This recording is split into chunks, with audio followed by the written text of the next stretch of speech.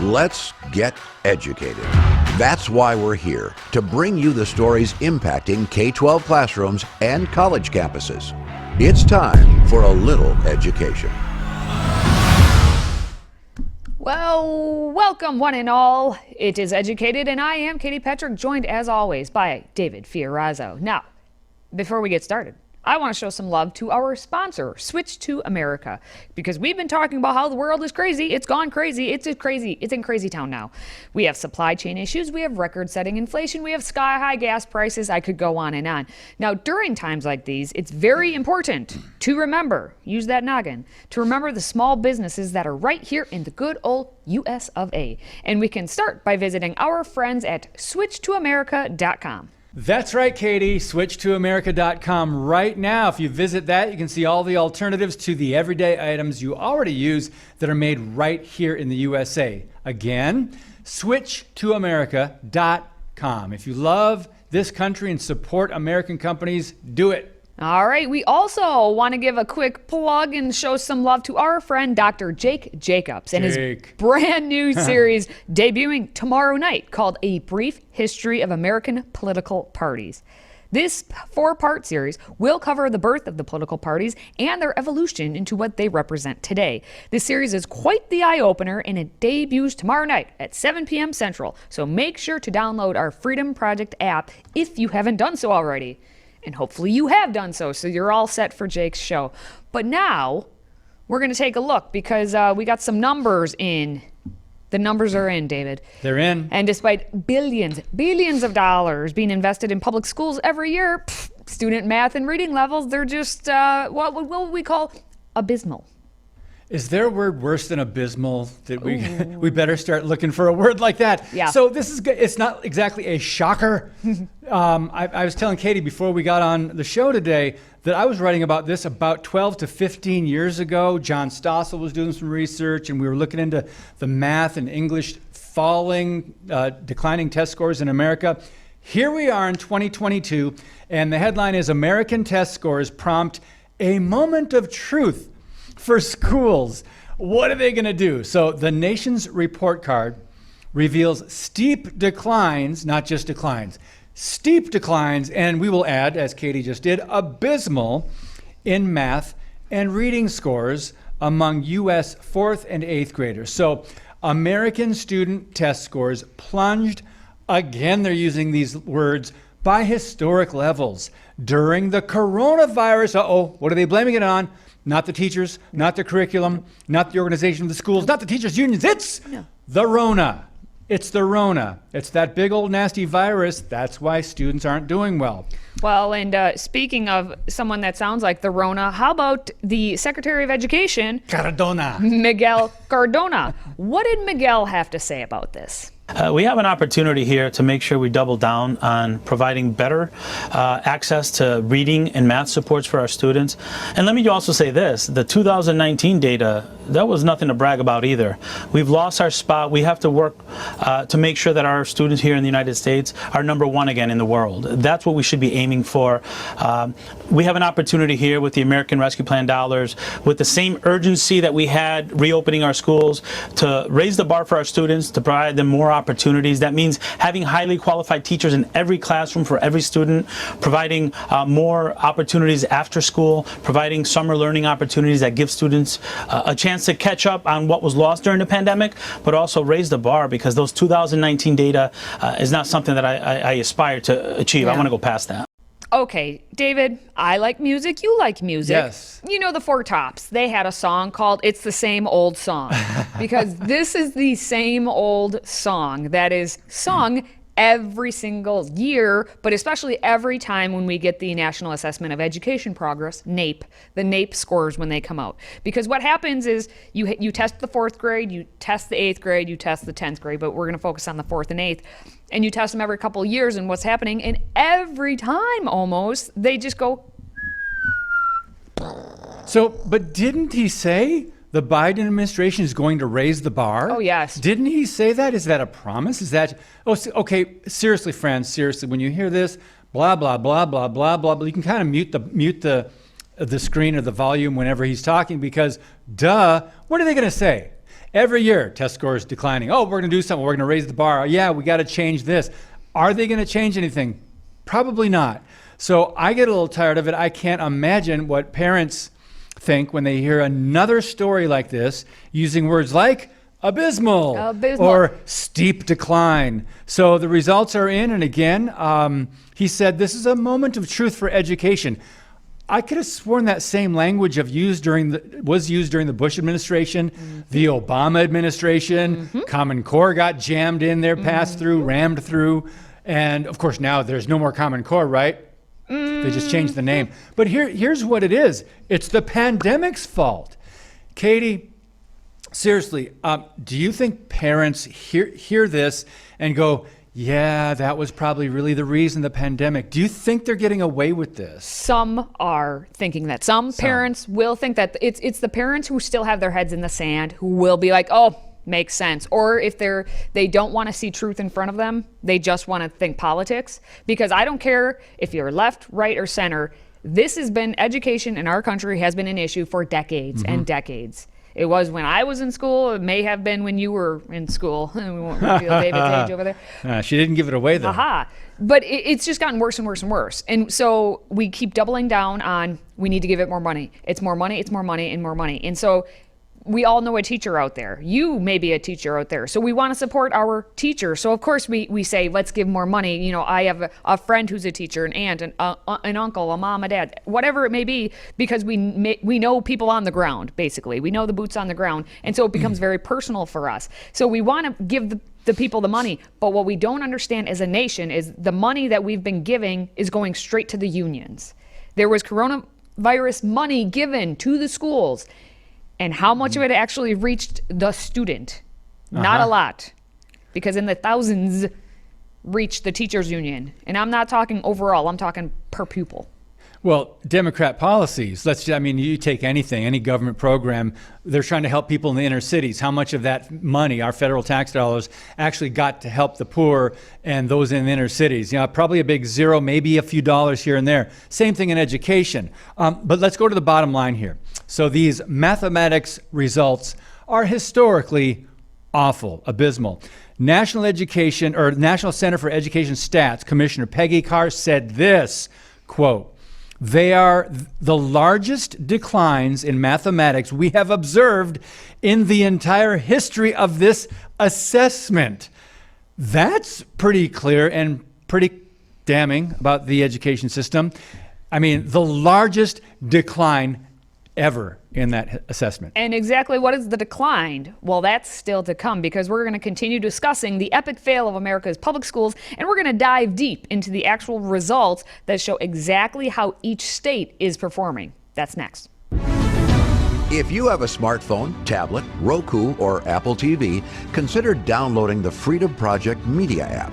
It's 100% free and includes all of our weekly shows, plus lecture series, archive programs, and award-winning animated videos for families like the Presidential Minute, Battles of America, and Heroes of the West. Don't rely on the social media giants to keep you informed. Simply download the Freedom Project Media app from your app store and allow notifications. And we'll let you know when a new video is ready.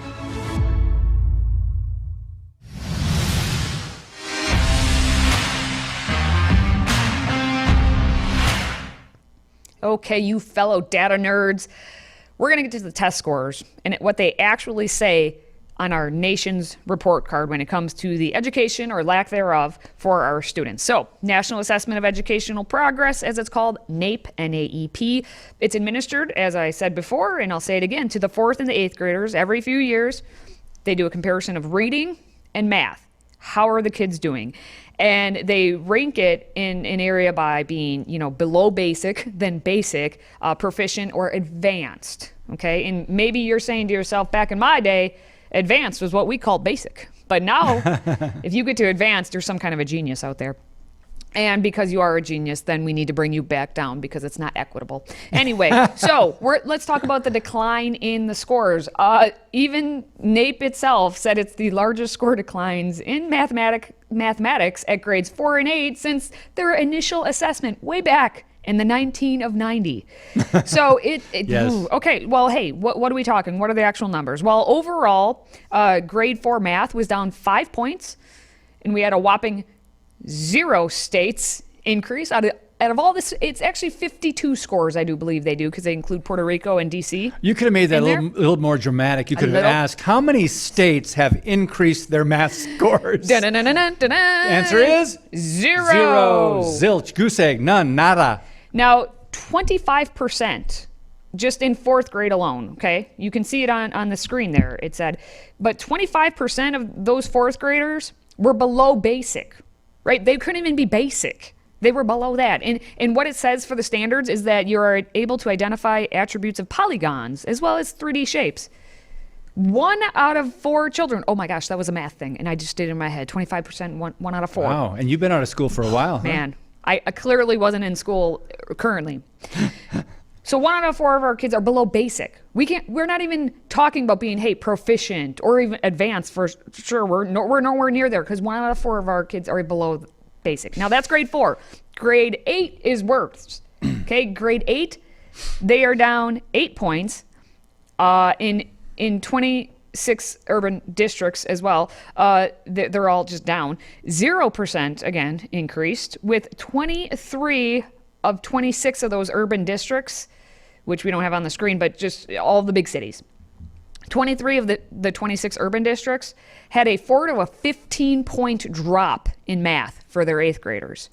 So if you live in a big city right now, just know that your 8th graders are failing math.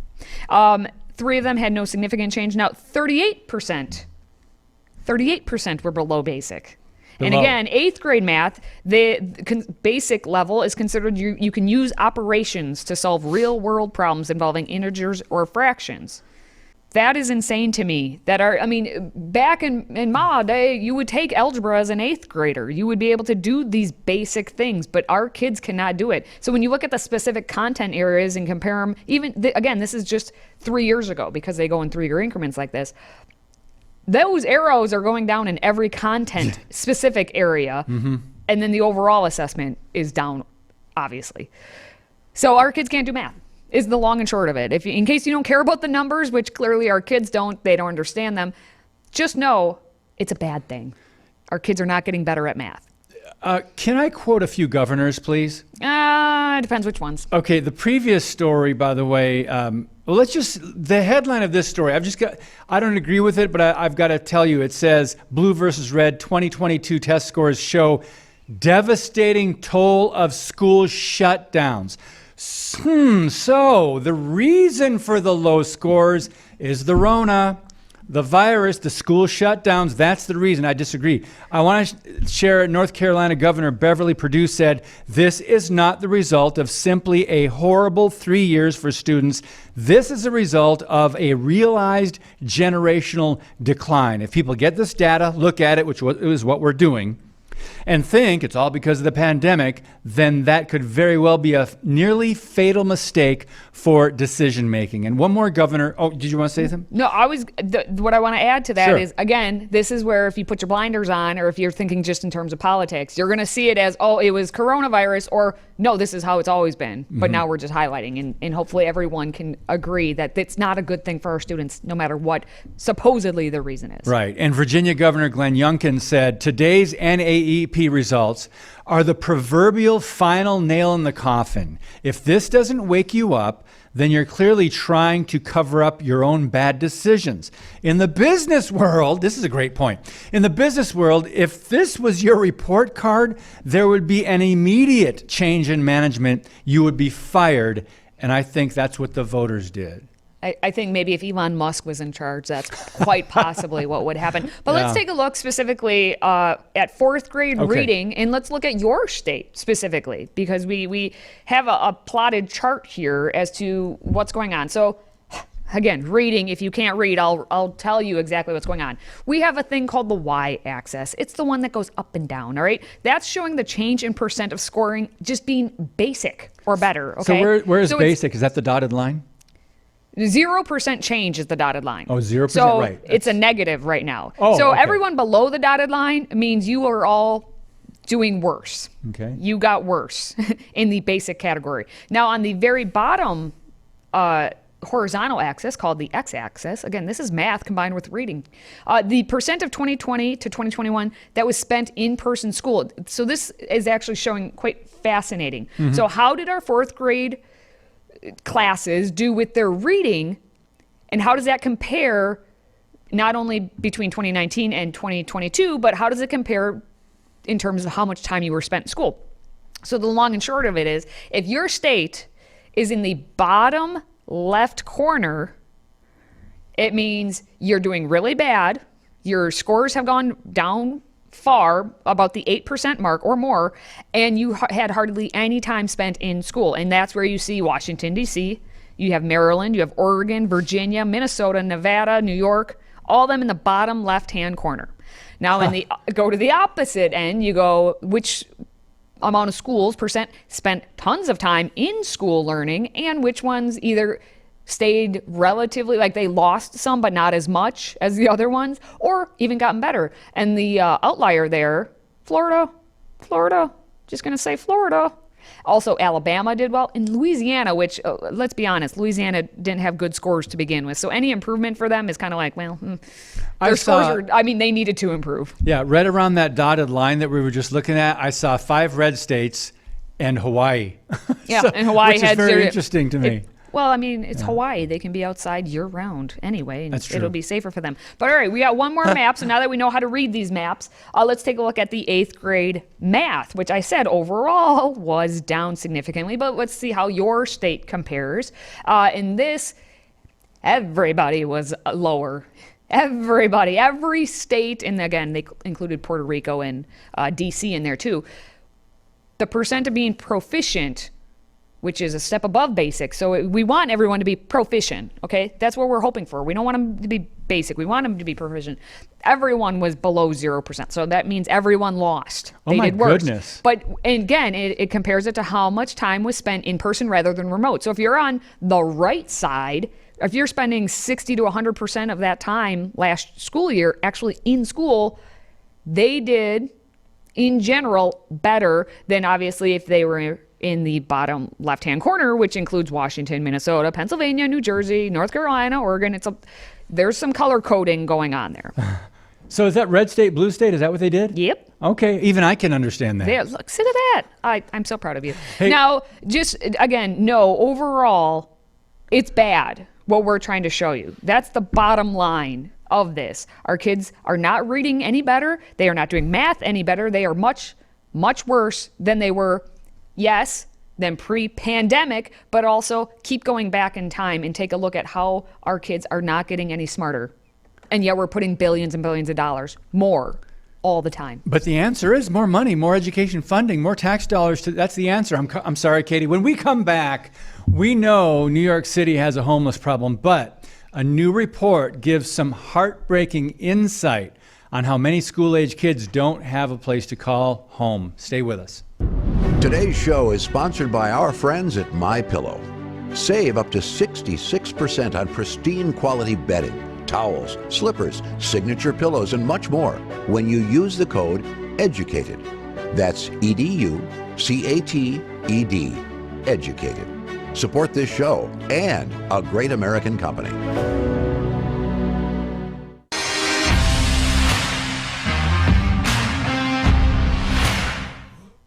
All right, so we kind of have a theme going on today, and this next story about homelessness, I think, ties into what we've been talking with test scoring. So homelessness is not just an adult problem, okay? New York City students are without homes this past year in the amount of 104,000, okay? Wow. Take that in for a moment. This is just talking about New York City.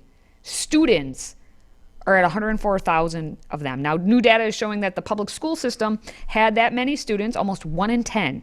Okay, that's about 1 in 10 who did not have their own home, which is up 3% from the previous year. And around 30,000 students were in shelters. Around 69,000 were living with other families. What? And in addition, 5,500 youth were staying in parks, abandoned structures, and vehicles. So when they say 104,000, it's 30,000 in shelters, 69,000 with other families, and then the 5,500 or so somewhere scattered about in the city. Now, over 60% of them, the children who were living in temporary housing facilities, were chronically absent last year, meaning they were gone for at least 10% of days at school. And I'm not trying to make this a be in school because you're going to learn thing, but it's be in a home first. And that's where it's, how about we talk about this, New York City?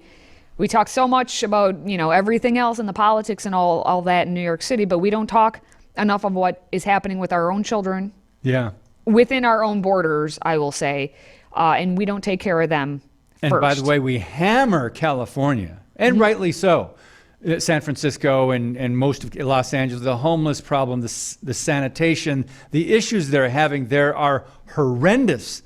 But yeah, New York, I didn't realize it was that bad in New York. Well, I figured it would be bad. I didn't know what the numbers were. But when you take it from the thinking like we tend to do, especially with California, of, the adults, drug addicts, criminals, that type of a mind perception of it, and you forget that there are 104,000 children. Wow. We're talking children here. And again, in this country, we tend to focus mostly on adults or immigrants being homeless. We don't focus on our children. And that's where we do beyond a disservice to our country. Now, this is something that we can talk about moving ahead, because this is what happens a lot. But just know there is an organization in New York City that's been there for decades upon decades called the Bowery Mission, and their whole mission is to make it so that they get these kids off the streets. And in fact, they've been around since the 1870s, and they're like a great organization that's trying to make it so everyone has a place to sleep.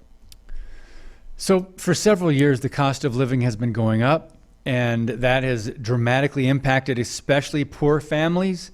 And I can imagine that, we don't have numbers specifically on that, but that plays hugely into this problem, because if you're already poor and you've got gas prices and everyday expenses like groceries and things going up, you're going to have some problems. And I don't think anyone's really seen the whole, like across the board, across the country, the effects of this yet.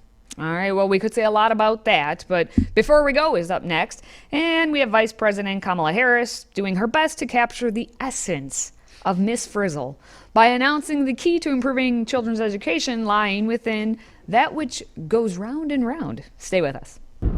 We want to hear from you. If you have a question or comment for Katie, David, or any of our other show hosts, simply visit stayeducated.org. That's stayeducated.org, and submit your question or comment. Our team loves to hear from you and might just give you a shout out on air. Again, visit stayeducated.org and connect with us.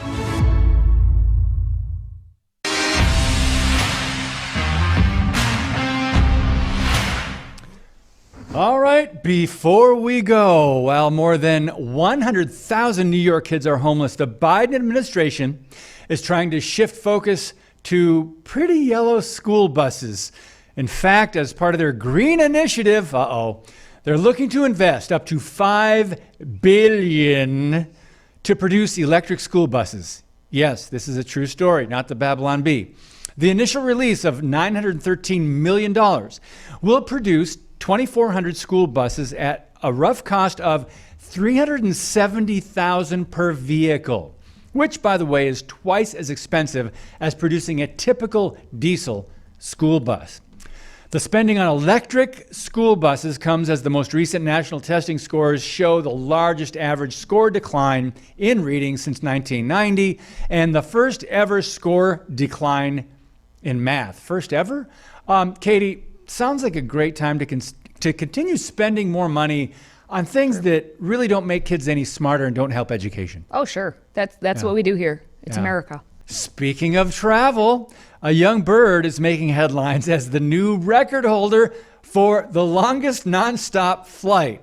Scientists say a 5-month-old bar-tailed godwit was tagged when it left Alaska on October 13 and touched down 11 days later in Tasmania, Australia, without taking a break. Wow. That's a distance of over 8,400 miles. Now, a bird expert in Australia, fascinated by the incredible journey, says the bird likely lost half of its body weight during continuous flight. Hey, there's a new diet idea for us. Let's fly. Experts add that the trip was very risky since the bird took an unusual route. route that kept it over water for most of the trip, which made it nearly impossible to land if it got tired. Katie, 8,400 miles. That's a long flight on one tank of gas. If you think about it. This is true, but if that birdie would have just gotten on one of the Biden buses, maybe then it wouldn't have been so tired. Will the Biden buses float? That's the question. Or get more than 100 miles even? I doubt it. We'll get to the bottom of that. Anyway, speaking of records, if you're looking to get in those extra steps, right? Counting steps, consider heading to my home state of Michigan, where I grew up. The world's longest timber-towered suspension bridge has just opened in Boyne Falls. It's Sky Bridge, Michigan, at Boyne Mountain. It runs 1,200 feet long, 5 feet wide, and 118 feet above the ground. For comparison, the famous Sky Bridge in Gatlinburg, Tennessee, is 700 feet long. So adding an extra 500 feet helped bring home the title of the world's longest timber-towered suspension bridge. Katie, would you cross the void at 118 feet up? Would Sure. you? Absolutely. Yeah.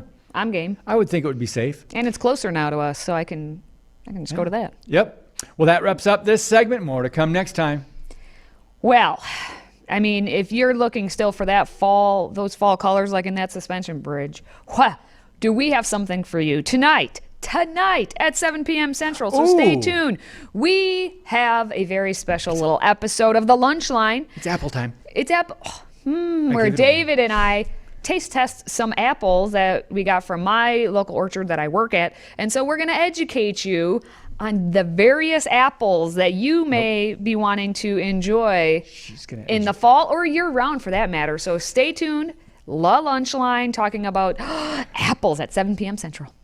All right, well, since you're sticking around for that, you might as well, in the meantime, smash the like button right there on the screen if you're watching us on the social media.